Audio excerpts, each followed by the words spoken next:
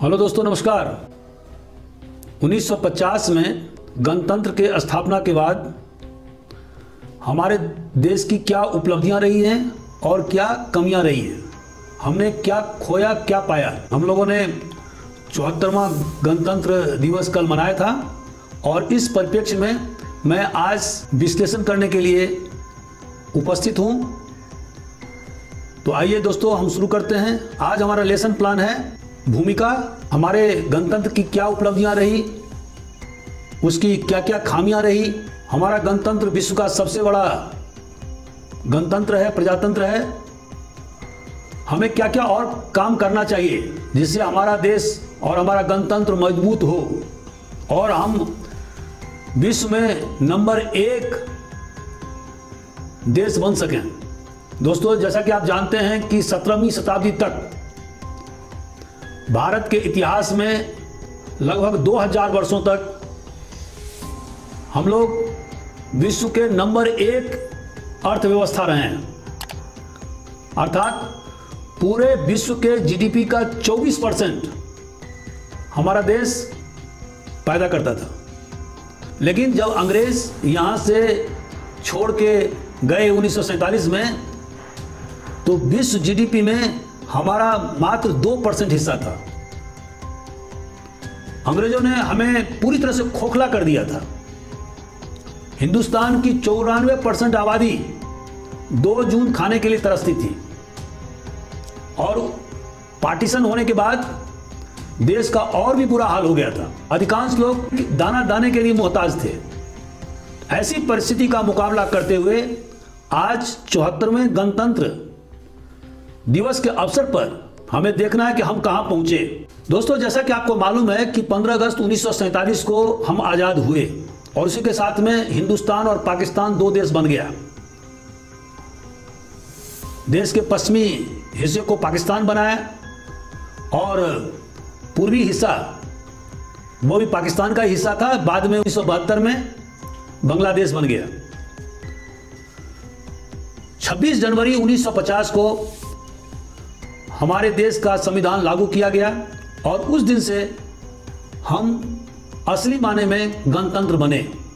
देश की बागडोर हालांकि हमारे पास 1947 में ही आ गई थी, लेकिन 1947 से लेकर 1950 तक जब हमारा संविधान बन रहा था, उस समय हमारे देश में अंग्रेज शासन के द्वारा लागू 1935 का एक्ट ही प्रचलन में था। 26 जनवरी 1950 से हमारा संविधान लागू हुआ और उस दिन से हम लोग प्रत्येक वर्ष 26 जनवरी को गणतंत्र दिवस मनाते हैं। दोस्तों, आखिर 26 जनवरी को ही क्यों चुना गया?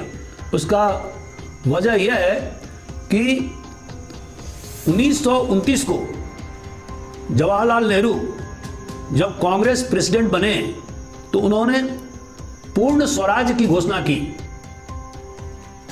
और यह निश्चित किया कि प्रत्येक साल 26 जनवरी को पूर्ण स्वतंत्रता दिवस मनाया जाएगा। और इस पवित्र दिन को ध्यान में रखते हुए 26 जनवरी को गणतंत्र दिवस मनाने पर निश्चय किया गया और इसी कारण से हम लोग प्रत्येक वर्ष 26 जनवरी को गणतंत्र दिवस मनाते हैं। दोस्तों, हमारी उपलब्धियां क्या रही हैं इन 73 वर्ष में?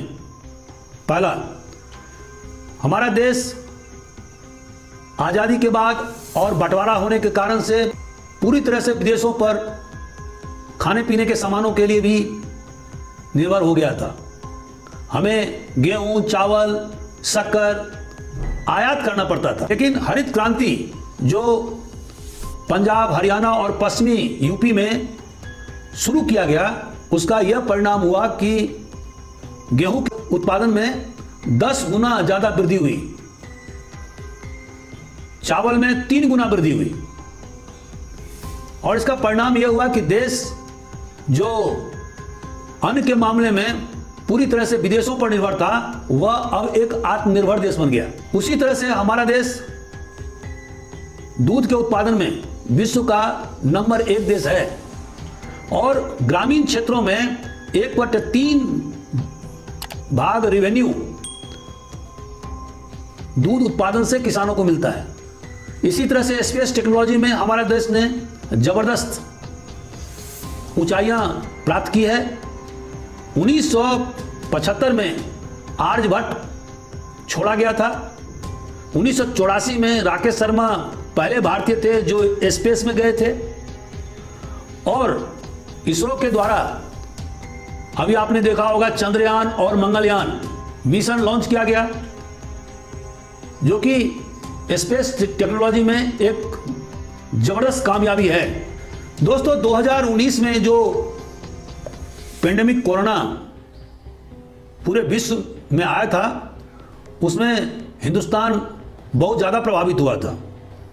चीन अभी भी इस बीमारी से जूझ रहा है और हजारों की तादाद में अभी भी वहाँ लोग मर रहे हैं।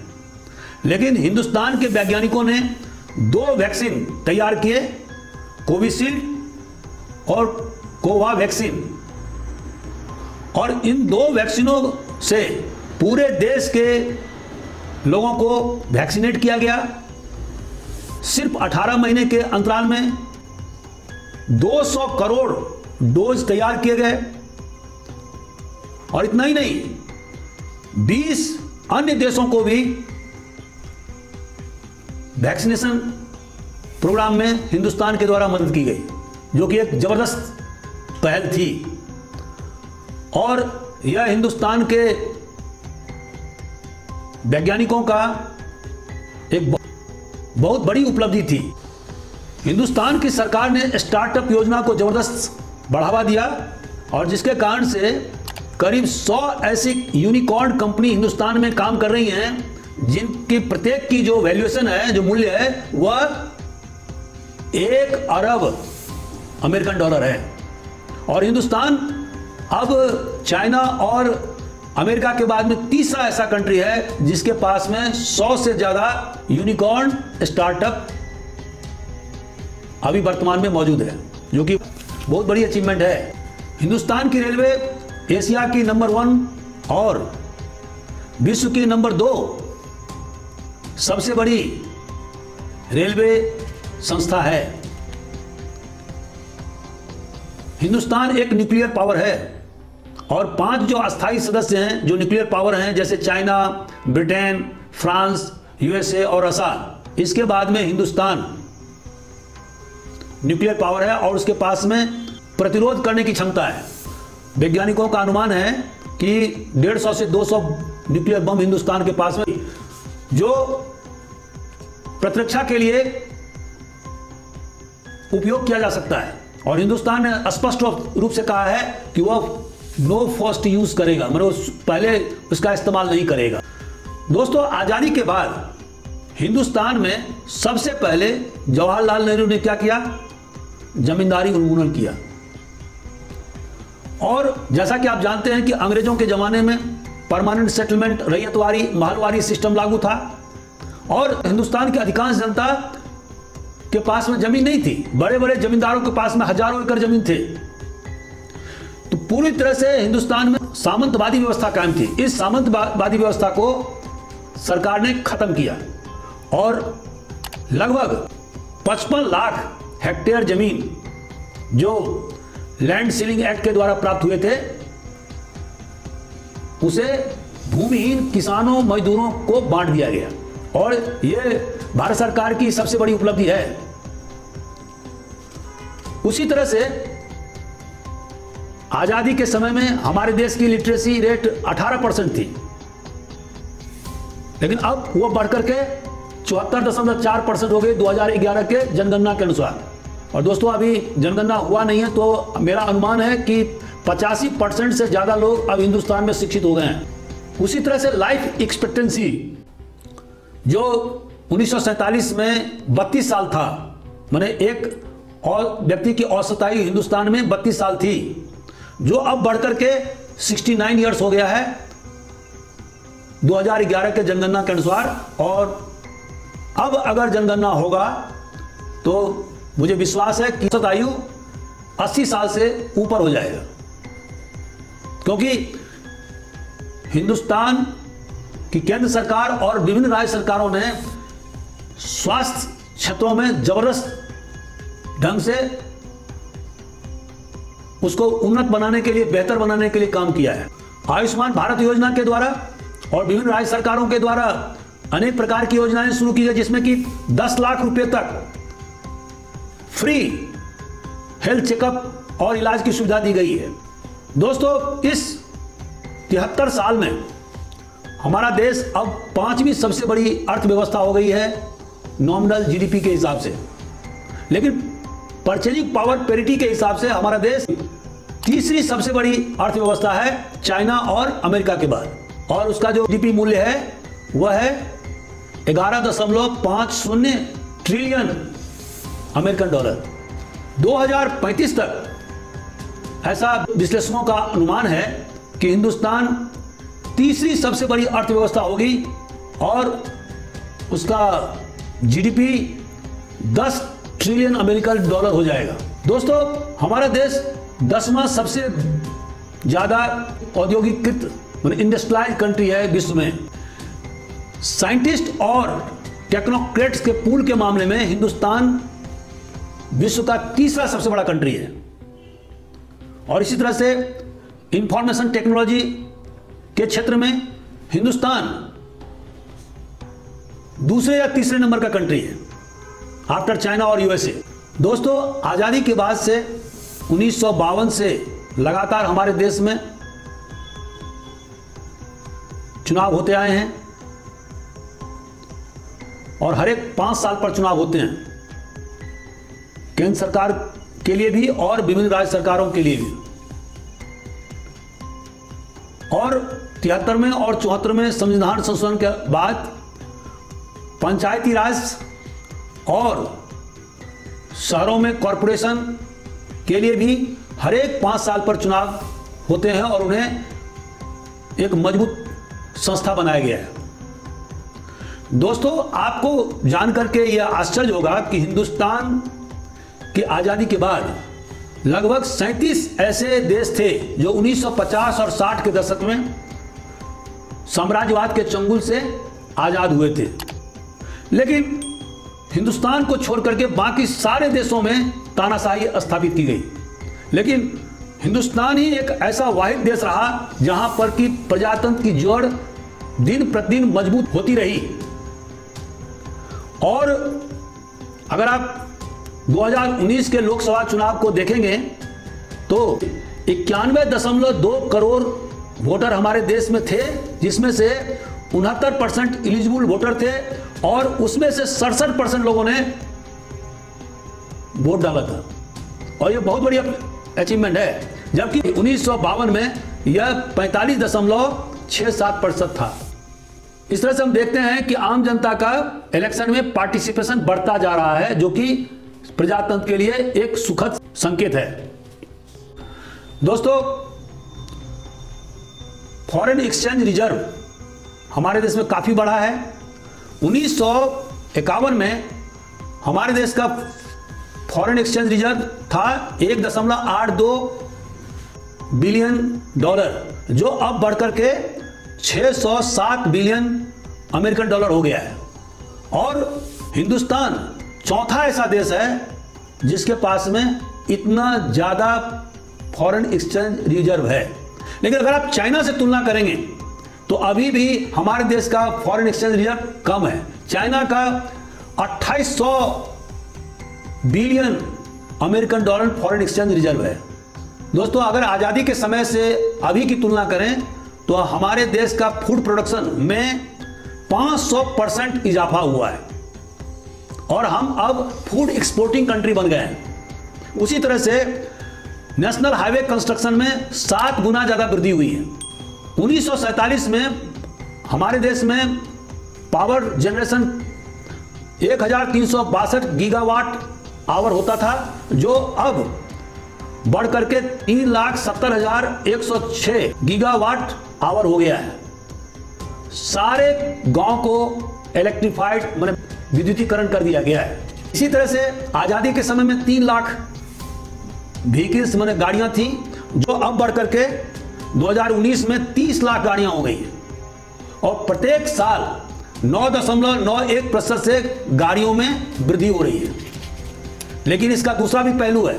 और वो यह है कि हमारे देश में सबसे ज्यादा दुर्घटना में लोगों की मृत्यु होती है और जिस पर सुधार करने की जरूरत है। विमान क्षेत्र में हमारे देश में बहुत जबरदस्त वृद्धि हुई है और अब 3rd largest domestic aviation sector हमारा देश बन गया है और इसमें पिछले 4 दशकों में 30 गुना ज्यादा वृद्धि हुई है। इसी तरह से पोल्ट्री क्षेत्र में भी हमारे देश में बहुत ज्यादा प्रगति किया है। 1950 में जहां पर प्रति पर कैपिटा 5 एग अंडा उपलब्ध था, अब 2020-21 में वह 91 एग्स या अंडा पर व्यक्ति अवेलेबल है। दोस्तों, शिक्षा के क्षेत्र में जबरदस्त प्रगति हुई है। 1950 में सिर्फ 27 यूनिवर्सिटी थी और 578 कॉलेज थे।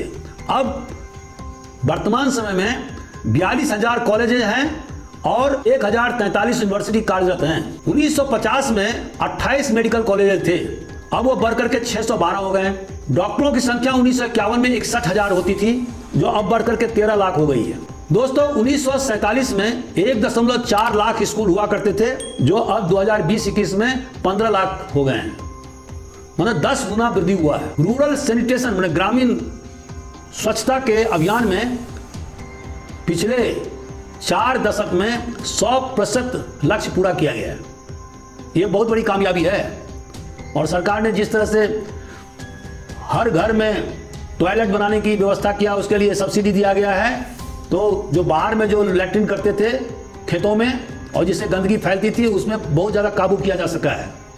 दोस्तों, आज़ादी के समय में 1000 लाइव बर्थ पर 146 बच्चे की मृत्यु होती थी, जो अब घट करके 30 बच्चे रह गए हैं प्रति 1000 लाइव बर्थ पर। और यह हमारी बहुत बड़ी कामयाबी है स्वास्थ्य क्षेत्र में। महिलाओं को एम्पावरमेंट करने के लिए, उन्हें ताकतवर बनाने के लिए हिंदुस्तान की सरकार और विभिन्न राज्य सरकारों ने दहेज प्रतिषेध अधिनियम 1961 लागू किया। उसके पहले हिंदू कोड बिल लागू किया गया और जिसके तहत में महिलाओं को, खास करके हिंदू महिलाओं को डाइवोर्स का अधिकार दिया गया। उन्हें प्रॉपर्टी में अधिकार दिए गए हैं। विवाह को रजिस्ट्रेशन करने का प्रावधान किया गया। डोमेस्टिक वायलेंस एक्ट 2005 पास किया गया। उसी तरह से डाउरी डेथ के लिए धारा 304 भी आईपीसी में जोड़े गए। 498A आईपीसी में धारा जोड़ी गई ताकि जो दहेज के कारण महिलाओं को प्रताड़ित किया जाता है, विवाहित महिलाओं को, उससे उन्हें निजात मिल सके। इसी तरह से शेड्यूल्ड कास्ट शेड्यूल्ड ट्राइब के सशक्तिकरण के लिए अनुसूचित जाति जनजाति अत्याचार अधिनियम 1989 1989 कानून लागू किया गया। उसके पहले 1955 में स्पेशल प्रोटेक्शन एक्ट लागू किया गया ताकि छुआछूत को खत्म किया जा सके। महिलाओं को, आदिवासियों को और दलितों को सरकारी नौकरियों में आरक्षण दिया गया। म्युनिसिपल कॉरपोरेशन में, पंचायती इंस्टीट्यूशंस में उन्हें आरक्षण दिए गए। शेड्यूल्ड कास्ट और शेड्यूल्ड ट्राइब को लोकसभा में और राज्य विधानसभाओं में सीट आरक्षित किए गए। ये बहुत सारी अचीवमेंट हमने प्राप्त की है। लेकिन दोस्तों, आखिर क्या क्या कमियां रही हैं? पहला कि अगर आप प्रेम्बुल को पढ़ेंगे तो उसमें हमारे देश को एक सोशलिस्ट इकोनॉमी स्थापित करने की बात कही गई है, लेकिन हम उसमें फेल हो गए क्योंकि ना तो हम कंसंट्रेशन ऑफ वेल्थ को कंट्रोल कर पाए और ना ही इक्विटेबल डिस्ट्रीब्यूशन ऑफ वेल्थ को स्थापित कर पाए। 1% रिच पीपुल के पास में हिंदुस्तान की 22% नेशनल वेल्थ है और उसी तरह से 10% जो टॉप ऊपर के जो लोग हैं उनके पास में हिंदुस्तान की 57% नेशनल वेल्थ है। बिलो 20% के पास में कोई ड्यूरेबल एसेट्स नहीं है। अभी भी हिंदुस्तान के 25% लोग ऐसे हैं जो अभी भी गरीबी रेखा के नीचे रह रहे हैं। दोस्तों, अगर कम्युनिटी वाइज उसको बाइफर्केट अगर करेंगे तो आप देखेंगे कि 45 लाख अर्थात 0.2% जैन कम्युनिटी है हिंदुस्तान में और जिसके पास में हिंदुस्तान का 20% नेशनल वेल्थ है। उसी तरह से हिंदुस्तान के जो मर्केंटाइल कम्युनिटी हैं, वैसे कम्युनिटी, उनके पास में बहुत ज्यादा रिसोर्सेज हैं, लेकिन सबसे ज्यादा जो लोग अभी भी त्रस्त हैं, परेशान हैं, वह है शेड्यूल्ड कास्ट शेड्यूल्ड ट्राइब। और गरीबी की संख्या सबसे ज्यादा इन्हीं वर्ग में ज्यादा है। कुछ फॉरवर्ड क्लास जैसे ब्राह्मणों में भी गरीबी बहुत ज्यादा है और इसलिए सरकार ने अभी 10% रिजर्वेशन फॉरवर्ड क्लास के लोगों के लिए भी दिया है। दोस्तों 1991 में जो एलपीजी मॉडल लागू किया गया है, लिबरलाइजेशन, प्राइवेटाइजेशन एंड ग्लोबलाइजेशन, उसके तहत में हिंदुस्तान का ग्रोथ रेट तो बहुत ज्यादा बढ़ा, लेकिन उसका एक निगेटिव जो इंपैक्ट हुआ वह यह था concentration of wealth in a few hand. कुछ खास लोगों के पास में धन का संग्रहण होता गया है और इस तरह से हम देखते हैं कि हिंदुस्तान एक अनइक्वल सोसाइटी के रूप में तब्दील हो गया है। हिंदुस्तान कुछ चुनिंदा देशों में शामिल है जहां पर कि सबसे ज्यादा असमानता है और यह हमारे देश के संविधान की जो उद्देशिका है, प्रेम्बुल है, उसके खिलाफ जाता है, क्योंकि directive principle of state policy जो राज्य के नीति निर्देशक सिद्धांत हैं, उसके धारा 39B और C में स्पष्ट रूप से कहा गया है कि सरकार ऐसी व्यवस्था करेगी जिसमें कि कंसंट्रेशन ऑफ वेल्थ को कम किया जा सके और इक्विटेबल डिस्ट्रीब्यूशन ऑफ वेल्थ किया जा सके। लेकिन अभी तक विभिन्न केंद्र की सरकार ने या राज्य सरकार ने यह लक्ष्य हासिल नहीं कर पाया, जो कि एक चिंता का विषय है। हिंदुस्तान ने एक सेकुलर शासन व्यवस्था करने का लक्ष्य निर्धारित किया था, लेकिन वह लक्ष्य अभी भी हमसे बहुत दूर है। हालांकि हमारे देश का कोई निश्चित धर्म नहीं है, जैसे कि पाकिस्तान, बांग्लादेश, अफगानिस्तान ने अपने आप को इस्लामिक स्टेट घोषित किया हुआ है। श्रीलंका ने, भूटान ने, बर्मा ने या म्यांमार ने अपने आप को बुद्धिस्ट स्टेट घोषित किया हुआ है। हमारे देश का कोई स्टेट रिलीजन नहीं है, लेकिन वर्तमान जो अभी वोटिंग पैटर्न चल रहा है उसके हिसाब से हम क्या देखते हैं कि हमारा आबादी पूरी तरह से धर्म में हिंदू और मुसलमान में डिवाइड हो गया है और लोग वोटिंग भी उसी हिसाब से कर रहे हैं। अगर 2019 के आम चुनाव को अगर देखें तो उसी तरह से राज्य का यह काम नहीं है कि कहां मंदिर बनेगा, कहां मस्जिद बनेगा, लेकिन हिंदुस्तान में अब हो रहा है। तो यह सेकुलर जो पंथ निरपेक्ष की जो भावना है उसके विपरीत है। राज्य का काम या यहां के मंत्रियों का यह काम नहीं है कि वो मंदिर का उद्घाटन करें या मस्जिद का उद्घाटन करें या गिरजाघर का उद्घाटन करें। धर्म जो है नितांत व्यक्तिगत होना चाहिए, निजी होना चाहिए। यह है सेकुलरवाद का मुख्य लक्ष्य, लेकिन उसमें हम कामयाब नहीं हो पाए। अभी भी हम राजनीतिक जस्टिस को प्राप्त करने में सफल नहीं हुए हैं। एक डाटा के अनुसार 2019 में जो जनप्रतिनिधियों का चुनाव हुआ था उसमें 40% ऐसे प्रतिनिधि थे जो किसी न किसी ब्लड रिलेशन से जुड़े हुए थे, मतलब उनके पिताजी पहले MP रहे होंगे या कोई रिश्तेदार रहा होगा। हमारे देश में अभी भी जातिवाद, क्षेत्रवाद, भाई भतीजावाद और संप्रदायवाद तेजी से बढ़ रहा है। आजादी के बाद से मॉडर्नाइजेशन और अर्बनाइजेशन के कारण, शहरीकरण कारण से जो वर्टिकल सॉलिडिटी था जातियों का, वो तो टूट रहा है या लगभग टूट गया है।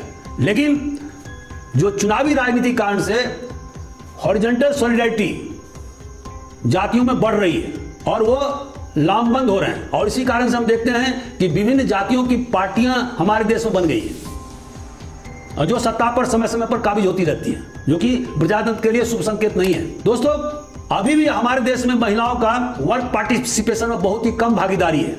एक आंकड़े के अनुसार 20% के लगभग हमारे देश की महिला जॉब करती है, कार्य करती है, जो कि बहुत कम है। अगर आप साउथ कोरिया या चाइना से अगर तुलना करें जहां पर कि 48% महिलाएं वर्क पार्टिसिपेशन में भाग लेती है, तो यह बहुत ही कम है और इसे बढ़ाना अत्यंत आवश्यक है। एक सबसे बड़ा जो माइनस पॉइंट है अभी भी हमारे देश में वह है एडवर्स बैलेंस ऑफ ट्रेड।